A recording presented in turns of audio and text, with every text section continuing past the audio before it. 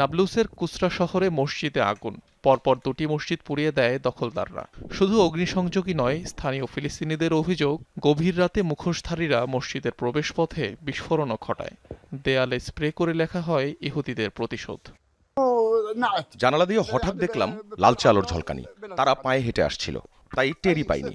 গাড়ির আওয়াজ পেলে হয়তো থামাতে পারতাম।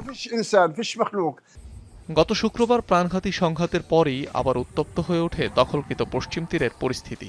দুই ইহুদি সেনা নিহতের প্রতিশোধে শুরু হয় আইডিএফের সাঁড়াশি অভিযান। একদিকে দখলদার ইসরায়েলিদের তাণ্ডব, অন্যদিকে নেতানিয়াহু বাহিনীর ধরপাকড়, হামলা।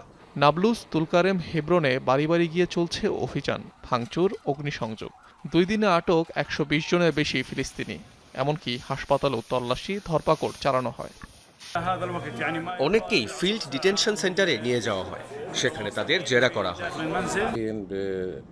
স্বাস্থ্যকর্মী ও রোগীদের ধরে নিয়ে যায়, তাদের বেঁধে মাঠে ফেলে রাখে, প্রতিটি বিভাগে তল্লাশি চালায়। সাজোয়া যান, বুলডোজার নিয়ে রাস্তায় রাস্তায় দেওয়া হচ্ছে পাহারা। গুরুত্বপূর্ণ সড়ক অবরোধ করে রেখেছে ইসরায়েলি সেনারা। পশ্চিম তীরে আগ্রাসন বন্ধে বিশ্ব নেতাদের প্রতি জরুরি হস্তক্ষেপের আহ্বান জানিয়েছেন ফিলিস্তিনি প্রেসিডেন্ট মাহমুদ আব্বাস। চলতি বছর পশ্চিম তীরে তেল আবিবের আগ্রাসনে প্রাণহানির শিকার 87 ফিলিস্তিনি। এদের মধ্যে 21 জনের মৃত্যুর জন্য দায়ী দখলদাররা। পশ্চিম তীর ও পূর্ব জেরুজালেমে ইসরায়েলি বসতি স্থাপনকারীর সংখ্যা 7 লাখের বেশি। অনিক রহমান, যমুনা নিউজ।